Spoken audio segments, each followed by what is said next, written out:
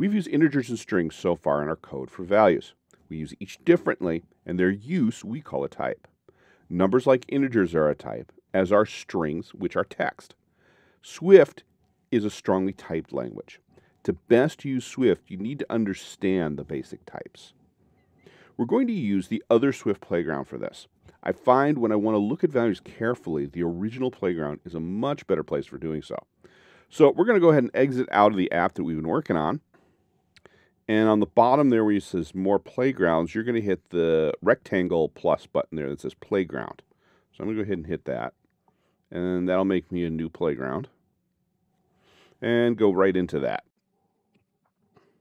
Now mine doesn't have a sidebar on it, but if you do have a sidebar, you're not going to need that sidebar for this. So go ahead and close that sidebar up so you have just a blank page like this. And I'm going to type in two constants, similar to ones that we've used already. So just tap to enter the code here. And I'm going to do let. And I'm going to use size. And we'll do equals. And we use the number 18.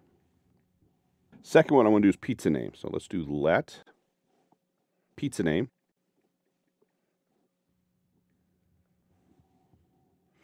And you'll notice it auto-completes the quotes again for us, so that makes it easy to do quotes. And we'll make that value margarita. Okay, and then I'll go over to the outside of the quotes, hit return, and then I'll go ahead and run my code. And you'll see that I get two small little squares on the trailing edge there. Now, that gives me my values so if I can see them. So I can actually tap the 1, 2, 3 here, those top one, and you can see its value. Size is integer. It's a number with no fractional value. Integers are very easy for CPUs to work with, so the fastest kind of number, like I have here with 18. On the other hand, we have the other one, which is pizza name, which is a string. Strings are made of character combinations represented by sets of numbers, and we have here margarita. I can actually show this with the add viewer, and then I'll pop it right underneath it so I can see it better. Now you can add strings to strings. You can add integers to integers, and we did that in an earlier lesson. But you can't add an integer to a string like this. So if I go over here to pizza name margarita, I can't do something like plus size. You see I get an error.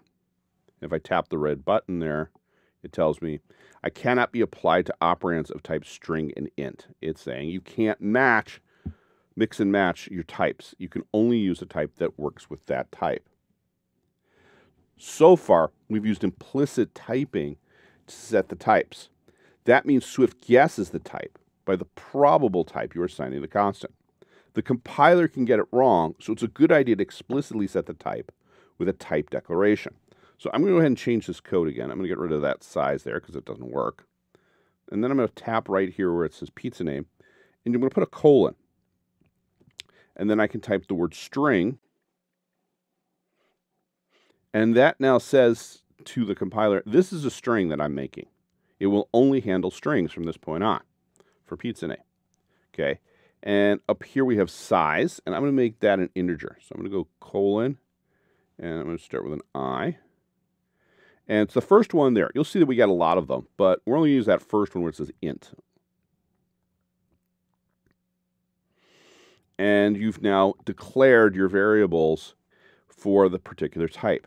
So int is telling the compiler that size is an integer, and string tells the compiler pizza name is a string. This tells both programmers and the Swift compiler what you're doing, and it makes your code faster and easier to understand. There are a lot of different types and variations of type. Int has over a dozen variations alone. However, there's a few types you'll need more than others. Besides string and int, you'll use double, float, bool, and CGFloat the most often. Now, double and float are floating point numbers. That is numbers that have a decimal point. Float is smaller and less accurate. Double, bigger and more accurate. In most code, you'll want to use doubles over floats, but there are cases for efficient numbers that use floats.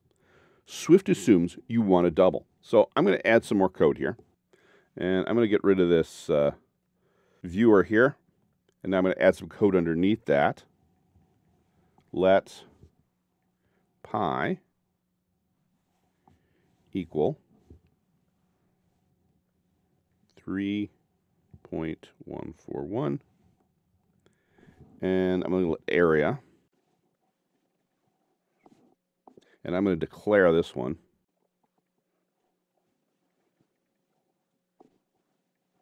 and make it pi. So we have pi, which is implicitly typed, and area is explicitly typed to double. We get no errors because they are both doubles. However, change the area here to include size.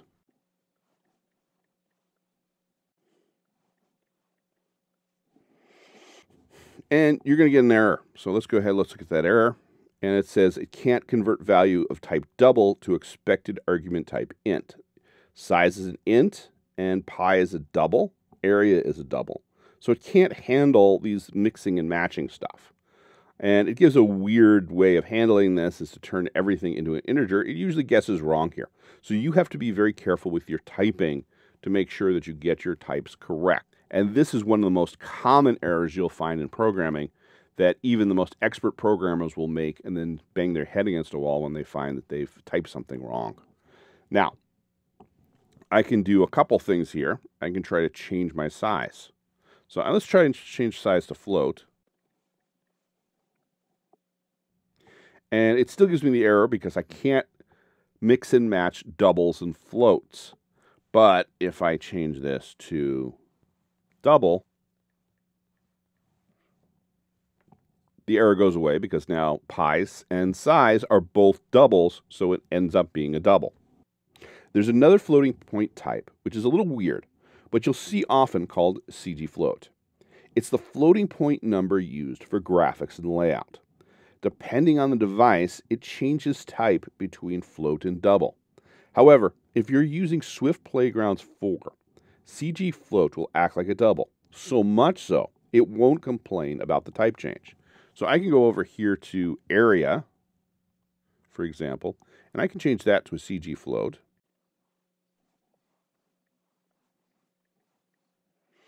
And it doesn't work. Okay, so here's the second thing you need to know about CGFloats. It is not a native Swift type, so we still get that error. It's part of a framework called Core Graphics, which is included in the Swift UI framework.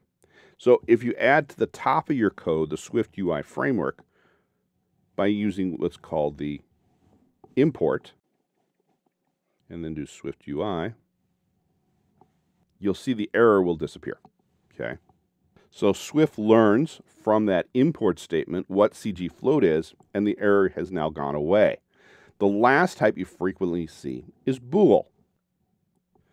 Now, Bool is a true or false type used for testing if something has a similarity or difference to something else. So I'm going to add another line to make a bool to indicate this is a big pizza. So let's do let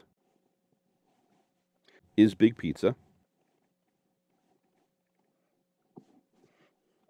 And we'll make it a bool for Boolean. And we're going to have an area greater than or equal to